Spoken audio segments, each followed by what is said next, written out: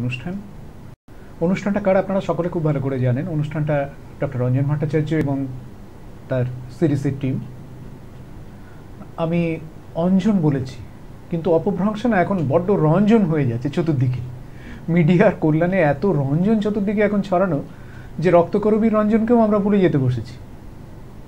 তো ভ্রম সংশোধনের দরকার নেই। ডক্টর রঞ্জন ভট্টাচার্য আমার থেকে আপনারা বেশি ভালো জানেন। অনুষ্ঠানটা তার, তো নতুন করে তার পরিচয় দিয়ে সময় নষ্ট করার কোনো মানে হয় না। তিনি এবং তার সিরিজের টিম উপস্থিত আজকে। আমরা কিঞ্চিত নিশ্চয়ই আপনাদের সঙ্গে ফোনে কথোপকথন চালাব। নিশ্চয়ই আপনাদের যা সমস্যা আমাদের বিষয়ের বাইরে হলেও আমরা শোনার চেষ্টা করব। তবে আমরা আমাদের বিষয়টাকে আজকে সীমায়িত রাখব ডাউন সিনড্রোমে। সেটা কি আপনারা অনেকেই জানেন, অনেকে জানেন না। ডাক্তারবাবু আরও ভালো করে আপনাদের সেটা বলবেন। ডাউন সিনড্রোমের বাচ্চাদের নিয়ে বাবা মার বিস্তর অসুবিধা। তারা এখানে ওখানে সেখানে ছুটে বেড়ান এবং প্রায় সব বাবা মারই প্রশ্ন যে এই ভেজিটেবল হয়ে যাওয়া বাচ্চাটিকে আমরা কী করি? সত্যিই কি সে ভেজিটেবল হয়ে যায়, না তাকেও কোনো রকম দিশা দেখানো সম্ভব? ডাক্তারবাবুই শুরুটা করুন। আপনাদের জন্য ফোন খোলাই রইল। আপনাদের বাচ্চাদের যে সমস্যা সেটা নিয়ে অবশ্যই আমাদের মধ্যে আসুন। নমস্কার। ডাউন সিনড্রোম যারা জানেন তাদের তো বলার কিছু নেই, কিন্তু যারা জানেন না তারা আজকে শিখবেন। আমরা বরং একটা কাজ করি, যারা এই ডাউন সিনড্রোমের বাচ্চাদের কিভাবে চিকিৎসা করা হয় বা তারা কীভাবে উন্নতি করতে পারে সেটা যারা প্রত্যক্ষ করে, কেননা তারা পোস্ট গ্র্যাজুয়েট ডিপ্লোমা করছে, post graduate diploma in early intervention for neuro developmental disorders. এটা পূর্ব ভারতের সর্বপ্রথম পোস্ট গ্র্যাজুয়েট ডিপ্লোমা কোর্স এই সাবজেক্টের উপরে, যেটা West Bengal university of technology বা যাকে বলা হয় MAKAUT, Maulana Abul Kalam Azad university of technology, তাদের যে কোলাবোরেটিভ প্রোগ্রাম আছে সিসিপিটিআর প্রোগ্রাম, তার একটা 1 বছরের প্র্যাকটিক্যাল ফিজিক্যাল কোর্স, মানে সারা বছর ধরে কোর্সটা এসে করতে হয়।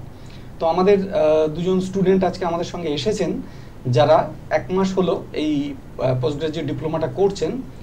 তারা এই ধরনের এক্সপিরিয়েন্স কি করেছেন সেই নিয়ে আমরা শুরু করব।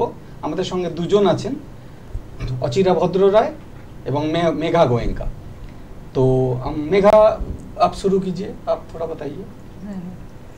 अभी कुछ समय पहले का ही बात है, लगभग 1 से 1.5 हफ्ता पहले हम लोग सर के चैम्बर में ही थे। एक बच्ची जिसका ट्रीटमेंट सर के पास चल रहा था, जो कि डाउन सिंड्रोम से ही डायग्नोस हुई है, और सिर्फ डाउन सिंड्रोम से ही नहीं, उसके और भी बहुत सारे कोमॉर्बिड कंडीशंस है। तो वो बच्ची सर के पास एक फॉलोअप के लिए आई। जब वो रूम में घुसी, हम लोग सब उसको देख के इतने ज़्यादा खुश हुए और इतने ज़्यादा शॉक हुए। क्यों? मतलब वो बच्ची पहले एकदम कंगारू पोजीशन, मतलब बॉल शेप ऐसे करके रहती थी हमेशा। चेयर पे बैठती भी थी तो हमेशा ऐसे बैठती थी, या फिर वो अपनी केयर टेकर को एक साथ लेके आती थी, वो उसकी उनके सिर्फ चिपक के रहती थी। बट उस दिन वो बच्ची खुद से गेट खोल के आके बैठी है, और सिर्फ बैठे ही नहीं, जैसे पोस्चर में हम बैठे, हम लोग सब बैठे हैं, उस पोस्चर में एकदम ऐसे टेबल हाथ टेबल पे रख के एकदम ऐसे। तो सबसे पहला तो ये जो पोस्चर चेंज हुआ उस बच्चे का, वो देख के ही हम लोग इतने ज़्यादा खुश हुए। और हम लोगों के लिए भी था कि इतने छोटे समय में इतना अच्छा चेंज, इतना बड़ा चेंज कैसे हुआ। और सिर्फ यही नहीं, वो बच्ची रूम में और भी जो लोग थे उन सबको देख रही है, सबसे आई कांटेक्ट कर रही है, और एक हल्का सा सोशल स्माइल जिसको हम लोग बोलते हैं, सबको देख के हंस रही है, आई कांटेक्ट कर रही है। আচ্ছা, আমরা একটু অচিরার কাছ থেকে আরও শুনি যে এই বাচ্চাটা প্রথম যখন এসেছিল তার কীরকম অবস্থা ছিল। অচিরা। নমস্কার। এই বাচ্চাটা প্রথম যখন এসেছিল তখন এই বাচ্চাটা পুরো এরকমভাবে ওর যে কেয়ারটেকার ছিল তার কোলে উঠে থাকতো।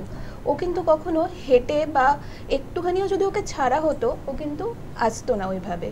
প্লাস এই বাচ্চাটাকে যদি আমরা দেখিনি কে আছে, আমরা হ্যালো নমস্কার, কে আছেন আমাদের সঙ্গে? হ্যাঁ সুজাতা দেবী, বলুন আপনার কি সমস্যা বলুন। মানে আপনার সমস্যা নয়, আপনার নিশ্চয়ই সন্তান বা আমার ছেলে ক্লাস 5 এ পড়ে। বলে যান, আমরা শুনছি, বলে যান। ক্লাস 5 এ পড়ে, কিন্তু পড়াশোনা তো একদমই করতে চায় না, কোল্ড ড্রিঙ্কস, চিপস, এই সমস্ত খাবার বা রোল, এই সমস্ত খাবার মানে দুপুরবেলা হলেও সেইগুলো দিলে খায়, না তো ভাত টাত যদি দিই কিছুই খেতে চায় না। আর একদম পড়াশোনা তো করেই না, আর সারাদিন খেলা বলতে ওই বসে বসে মোবাইলে গেম খেলে। একটা বিরাট সমস্যা, মানে না, না, বহুধা বিস্তৃত উনি সমস্যা। তিনটে- অত্যন্ত সুন্দর করে বলেছেন আপনি। তিনটে আচ্ছা সমস্যা অঞ্জনদা, বলছেন। উনি কি থাকবেন না উনি? থাকুন না। আচ্ছা আপনি লাইনে থাকুন। উনি তিনটে সমস্যা বলেছেন, একটা হচ্ছে পড়াশোনার সমস্যা, একটা হচ্ছে খাবার সমস্যা, আর একটা হচ্ছে মোবাইল দেখার সমস্যা। এছাড়া আর কোনো প্রবলেম ওর আছে? না, এমনি তো প্রবলেম নেই। এই তো? প্রবলেম মানে আরেকটা হচ্ছে কোথাও নিয়ে গেলে পারে, কারো বাড়িতে নিয়ে গেলে পারে, সেখানে মানে অসম্ভব দুষ্টুমি করে। অন্যের বাড়ি নিয়ে যাওয়া মুশকিল, তাহলে এটা চতুর্থ সমস্যা। তাহলে আপনি মা হিসেবে কি চাইবেন? আমি মা হিসেবে চাইবো যাতে সমস্ত কিছু নর্মাল থাকে, মানে পড়াশোনাটা যাতে ঠিকঠাক করে, খাওয়া দাওয়াটা যাতে ঘরের খাবারটা খায়। এত ফাস্টফুড খেলে তো পরে তাহলে আমরা একটু অচিরার মেঘার কাছ থেকে শুনে নিই যে এই জিনিসটা সম্ভব কি সম্ভব নয়। আপনি একটু শুনুন। তার আগে একটু বলে দিই আপনাকে, যারা বলবেন কথা তারা ডাক্তারবাবুর সঙ্গে কাজ করছেন, হাতে হাত মিলিয়ে তারা কাজ করেন। ডাক্তারবাবুর সিডিসি টিমের তারা যোগ্য সতীর্থ, বয়সে কম, অত্যন্ত ভালো কাজ তারা করছেন। তারা আপনাকে একটা দিশা বাতলে দেবেন যে কি করতে হবে, কি করলে আপনার বাচ্চাটি ভালো থাকবে। প্লাস তারা এই ধরনের সমস্যা চোখের সামনে দেখে এবং তার সমাধান হয় কিনা সেটা আপনাকে বোঝাতে পারবে। অচিরা, আপনি ফোনটি রেখে দিন, আপনি ফোনটি রেখে দিয়ে শুনতে থাকুন, দেখতে থাকুন। উনি যেটা বললেন পড়াশোনার সমস্যা, এরকমই একটা কেস আজকে সকালবেলায় এসেছিল আমাদের কাছে, স্যারের কাছে, যে ওনারা ট্রিটমেন্ট নিচ্ছেন 2 মাস থেকে, কিন্তু সেই বাচ্চাটা স্কুলে পড়াশোনা করতো না, সেই বাচ্চাটার হাতের লেখাতে প্রবলেম ছিল, লিখতে পারতো না, কিন্তু সেই বাচ্চাটা এই 2 মাস ট্রিটমেন্ট হওয়ার পরে ও কিন্তু 20 আউট অফ 20 একটা সাবজেক্টে পায়, এবং তাকে টিচাররা কিন্তু রিওয়ার্ড হিসেবে তাকে একটা স্টার হাতে এঁকে দেয়। তো এরকমই আরও একটা কেস আছে, যেরকম আরেকটা বাচ্চা ক্লাস 9-এ এসেছিলো আমাদের কাছে। সেই বাচ্চাটা ক্লাস 10-এ ট্রিটমেন্ট হওয়ার পরে 65% পায়, এবং তারপরে আরও ট্রিটমেন্ট যাওয়ার পরে ক্লাস 12-এ কিন্তু সে 85% পায়, এবং গ্র্যাজুয়েশনে এখন সে ভর্তি হয়। তাহলে মাকে যেটা বুঝতে হবে সেটা হচ্ছে যে পড়াশোনার সমস্যাটা মিটবে। আচ্ছা, খাওয়ার সমস্যাটা মিটবে মেঘা? हाँ, खाने का समस्या भी बच्चे का मिटेगा, बट जैसे सब यहाँ पे जो भी बच्चे जितने सारे प्रॉब्लम्स के साथ लेके आ रहे हैं, या फिर आपने अभी जो पूछा स्क्रीन टाइम का प्रॉब्लम, बिहेवियर का प्रॉब्लम, पढ़ाई लिखाई का प्रॉब्लम, ये सब प्रॉब्लम ही बहुत आसानी से यहाँ पे जो भी पेरेंट्स अपने बच्चों को लेके आ रहे हैं, बहुत आसानी से और बहुत कम समय में ही हम लोग मिटा दे रहे हैं। बट कैसे? तो सबसे पहले पेरेंट्स को एक प्रोग्राम ऑफ केयर, जो कि एक पेरेंटल प्रोग्राम है, ट्रेनिंग प्रोग्राम है, उसके थ्रू लेके जाना पड़ेगा।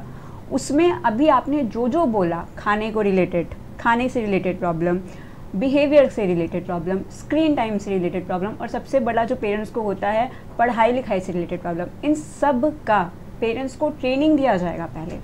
और हम लोग ये देखते हैं कि ट्रेनिंग ये पूरा 8 दिन का होता है। ये ट्रेनिंग के 3 से 4 दिन बाद ही पेरेंट्स आके ये रिपोर्ट करने लगते हैं कि हमारे बच्चे का जो बैड बिहेवियर था वो धीरे धीरे कम होते जा रहा है। बच्चा जो नहीं खा रहा था, जैसे आपने बोला कि कुछ चीज़ खाता है, रोल, ये सब, इसको पिकी ईटर बोलते हैं, तो ये सब जो चुन के खा रहा है, अब वो सब कुछ खाने लगा है। फल खा रहा है, फ्रूट्स खा रहा है, वेजिटेबल्स खा रहा है, चपाटी खा रहा है। আপনার যদি কোনো পার্টিকুলার বাচ্চার কথা মনে থাকে সেরকম কোনো একটা যদি উদাহরণ দিতে পারেন। हाँ, एक ऐसे तो हमारे पास बहुत सारे केसेस हैं जिसमें बहुत जल्दी ट्रीटमेंट काम आया है, बट एक केस है जो हम लोगों को भी सबको बहुत शॉक कर दिया था। पेरेंट्स आज क्लास करके गए हैं ईटिंग का, और वो कल ही आके ये रिपोर्ट कर रहे हैं कि मेरा बच्चा खुद से खाया है चपाती। ওকে, কে আছেন আমাদের সঙ্গে? হ্যালো, হ্যালো, নমস্কার, আমি ঠাকুরপুকুর থেকে বলছি। ঠাকুরপুকুর থেকে, হ্যাঁ বলুন, সমস্যাটা বলুন। সমস্যাটা তো একটা বাচ্চা বয়স 7 বছর, প্রচন্ড হারে সর্দি হয়, হ্যাঁ, আমাদের ততটা করে না, সবসময় সর্দি হয়। আচ্ছা 7 বছর বয়স, সর্দি, তাছাড়া আর কিছু? আর কিছু আমি বলেনি, সর্দি হয় একটু, সর্দি হলে বাচ্চাদের হয় একটু ঘুম। হ্যাঁ মানে সেটা এমনই যে আপনি ফোন করতে বাধ্য হয়েছেন, আমরা বুঝতে পারছি, আপনার আর্জেন্সিটাও বুঝতে পারছি। ঠিক আছে, আপনি রেখে দিন। তাহলে আমার দুটো প্রশ্ন আছে। একটা হচ্ছে যে নিশ্চয়ই আগে ডাক্তারবাবুদের দেখিয়েছেন, হ্যাঁ তাদের চিকিৎসায় কি কাজ হয়নি বলে আপনি ফোন করছেন?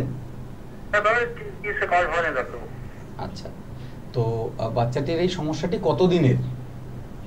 এটাই মাস তিনেক। মাস 2 হ্যাঁ, আর তার আগে কি একদম ঠিকঠাক ছিল? তারা বললে অনেক ঠিক ছিল। হ্যাঁ রাইট, তাহলে এটা একটা রিসেন্ট অনসেট প্রবলেম। ঠিক আছে, আপনি রেখে দিয়ে শুনুন। আচ্ছা অচিরা, কি মনে হয় এই ধরনের সমস্যা আমাদের কাছে এলে আমরা বাচ্চারা সারে? হ্যাঁ, এই ধরনের সমস্যা আমাদের কাছে এলে অবশ্যই সারে, কিন্তু তার আগে একটা প্রোগ্রাম অফ কেয়ার করতে হয়, যেখানে আপনাদেরকে বলা হয় কিভাবে সেই প্রোগ্রাম অফ কেয়ারে কিভাবে আপনারা বাচ্চাদেরকে হ্যান্ডেল করবেন, এবং তারপরে কিছু ট্রিটমেন্ট থাকে, কিছু প্রসিডিওর থাকে, সেটা পুরোপুরি যদি আপনারা ফলো করেন তাহলে অবশ্যই এই বাচ্চাগুলো সেরে যায়। আচ্ছা আচ্ছা, আগে যে মা ফোনটা করলেন তাকে একটু বলে দেওয়া যে আপনি ভাবছেন কোথায় আসবেন, কিভাবে আসবেন। দেখুন আমাদের স্ক্রলে বা স্ক্রিনে দেওয়া রয়েছে, সেখানে ফোন নম্বর আছে, ফোন করলে আপনি জানতে পারবেন, তারাই আপনাকে বাতলে দেবে কিভাবে আসতে হবে।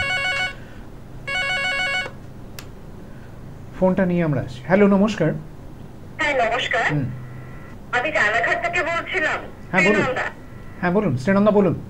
হ্যাঁ বলছি, আমি আসলে আমার মেয়ের সম্বন্ধে একটু জানতে চাইছিলাম। ওর বয়স 7 বছর ডাক্তারবাবু, কিন্তু যেটা ওর সমস্যা সেটা হচ্ছে কত স্কুলে যেতে হয়, আর ডে স্কুল, বেশ ওই সময়টা বেশ গরম থাকে, রোদ থাকে, কিন্তু আমি যেটা দেখছি অনেক বাচ্চাই যায়, কিন্তু ওর যেটা প্রবলেম হচ্ছে এত তাড়াতাড়ি সত্যি কাশির একটা সমস্যা হয়ে যাচ্ছে, নাক দিয়ে জল পড়ছে, হাঁটছে, কাশিটা মারাত্মক হয়ে যায় ডাক্তারবাবু। মানে কাঁপতে, কাশি যদি চা খায় মানে মোটামুটি আমরা নিশ্চিত যে 7 দিন তো কাশবেই সারা রাত আর কি।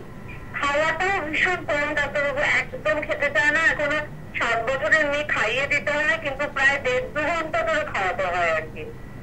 এটাই খুব বড় সমস্যা। মানে এটার জন্য কি করবো ডাক্তারবাবু? আপনি একটু ফোনে থাকুন, আমি প্রথমে মেঘাকে বলতে বলি, তারপর দরকার হলে অচিরাও একটু বলবে। মেঘা, আপনি হিন্দি কথা বোঝেন তো? হ্যাঁ ব্যাস, মেঘা একটু তাহলে আমাকে একটু বলুন। आप लोग बोल रहे हैं कि और भी बच्चे स्कूल में जा रहे हैं, बट उसको, आपके बच्चे को बार बार में सर्दी खांसी हो रहा है, तो हो सकता है कि बच्चे का कुछ प्री डिस्पोज प्रॉब्लम हो, वो समझ नहीं आ रहा है। आप ज़रूर डॉक्टर के पास गए होंगे पहले। हाँ गए तो थे। आप गए हैं डॉक्टर के पास, बट फिर भी जो मेन कारण है वो आपको समझ नहीं आ रहा है, डॉक्टर को समझ नहीं आ रहा है कि किस हिसाब से उसका ट्रीटमेंट करना है। तो जो ये मैं प्रोग्राम ऑफ केयर के बारे में बता रही थी, उसमें हमारा एक ये सेशन भी है सर्दी खांसी को लेके, कि जिन बच्चों को बार बार सर्दी खांसी होता है उनका ट्रीटमेंट किस हिसाब से सर देते हैं। और डॉक्टर लोगों को दिखा के भी फायदा हो नहीं रहा है, उसी तरह के बच्चा को पेरेंट्स को ये ट्रेनिंग दिया जाता है। মানে সেই বাবা-মাদের ট্রেনিংটা তখন দেওয়া হয় আর কি, বুঝতে পেরেছেন তো? আমি একটা কথা সহজ করে বলি, যে মামারা ফোন করলেন তাদের সবাইকে, ডাক্তারবাবু একটা পেরেন্ট ট্রেনিংয়ের কথা বলছেন সবার আগে। ডাক্তারবাবু কোথায় আছেন আগে সেটা বলে দিই আমরা। উনি যুক্ত রয়েছেন অ্যাপোলো মাল্টি স্পেশালিটি হসপিটালের সঙ্গে। আপনি রানাঘাট থেকে বা যেখান থেকেই যারা ফোন করলেন খুব সহজে চলে আসতে পারেন। কিভাবে আসবেন তার জন্য একটি ফোন নম্বর আছে, যোগাযোগ করে অবশ্যই চলে আসতে পারেন। যত তাড়াতাড়ি আসবেন তত বাচ্চাটির পক্ষে মঙ্গল। কিন্তু মুশকিলটা হচ্ছে ডাক্তারবাবুর অ্যাপয়েন্টমেন্ট পাওয়া একটু মুশকিল, বোধহয় 6 মাসের আগে আপনি পাবেন না। তাহলে একটু বলতে হবে যে আমি টিভিতে এরকম ফোন টোন করেছিলাম, তখন তারা বুঝতে পারবেন আপনার আর্জেন্সিটা, সেইভাবে তারা ব্যবস্থা করবেন। যেটা ডাক্তারবাবুর বিশেষত্ব, উনি প্রথমেই ওষুধপত্র বা এইগুলোর দিকে যাচ্ছেন না, উনি একটা প্রোগ্রাম অফ কেয়ার, অর্থাৎ বাবা মাকে নিয়ে একটা ট্রেনিং প্রোগ্রাম করছেন 8 দিনের। সেখানে বাবা মাকে কিছু জিনিস শেখানো হচ্ছে বা বলা হচ্ছে, যেটা তারা পালন করলে তাদের সন্তানের বহু সমস্যা ওষুধপত্র ছাড়াই মিটিয়ে দেওয়া সম্ভব হচ্ছে। এবং সারা পৃথিবীতে এই পদ্ধতিটা সব থেকে প্রামাণ্য স্বীকৃত। ইংল্যান্ড থেকে শুরু করে আমেরিকা, সর্বত্র তারা এই কাজটা একটু দেরিতে হলেও শুরু করেছেন। এবং বলাই হচ্ছে সারা পৃথিবীতে, যেহেতু বাবা মা সব থেকে বেশি সময় তার সন্তানের সঙ্গে কাটান, সুতরাং বাবা মাকে কিছু জিনিস শেখানো দরকার। প্যারেন্টিং, বাবা মা ভাবেন যে তারা বাবা মা হয়ে গেছেন, দায়িত্ব কর্তব্য টাকা পয়সা দিয়ে শেষ হয়ে গেল, তা নয়। এখানে একটা ভুল বোঝাবুঝির জায়গা থাকতে পারে, সেটা হচ্ছে যে ডাক্তারবাবুদের দেখিয়ে মেটেনি মানে ধরে নিতে হবে যে সমস্যাটা শুধু ওই ডাক্তারির বিজ্ঞানের মধ্যে আওতার বাইরে, সেই জন্য মিটছে না। আর সেই জায়গাটা নিয়ে যেহেতু আমাদের চাইল্ড ডেভেলপমেন্ট সেন্টারের কাজকর্মগুলোই সেই জায়গাগুলো নিয়ে, সেই জন্য এই ধরনের বাচ্চাদের এলে আমরা ওই রকমভাবে চিকিৎসাটা করি। আমরা ওষুধপত্র দেবো না এরকম মাথার দিব্যি দিই না। ওষুধপত্র লাগতে পারে, কিন্তু লাগলে স্বল্প সময়ের জন্য লাগবে এবং আপনার এই প্রবলেম থেকে আপনারা বেরিয়ে যাবেন। যে জিনিসটা এই মেঘা এবং অচিরা এরা এক্সপিরিয়েন্স করেছে। একটা কথা ডাক্তারবাবু বললেন শিশু বিকাশ। আপনার ডাক্তারবাবু তিনি কিন্তু আপনার সন্তানের পক্ষে যথেষ্ট। সাধারণ সর্দি কাশি পেট ব্যথা তার কাছে সেরে যাবে, কিন্তু যে সমস্যাগুলো সারছে না, গেড়ে বসে আছে, আমরা যে 3টে ফোন পেলাম তাদের প্রত্যেকেরই এই ধরনের সমস্যা, যে তারা ডাক্তারবাবু খুব ভালো একটা কথা বলেন, being to doctor, doctor finds nothing wrong. এটা পেডিয়াট্রিক সিমটম চেকলিস্ট প্রদের নাম্বার 20 ডাক্তারবাবুর কাছে যাওয়া হয়েছে কিন্তু আমার রোগটা সারলো না। সেই সারানোর দায়িত্ব ডেভেলপমেন্টাল পেডিয়াট্রিশিয়ানের, এবং ডেভেলপমেন্টাল পেডিয়াট্রিশিয়ান হচ্ছেন ডক্টর অঞ্জন ভট্টাচার্য।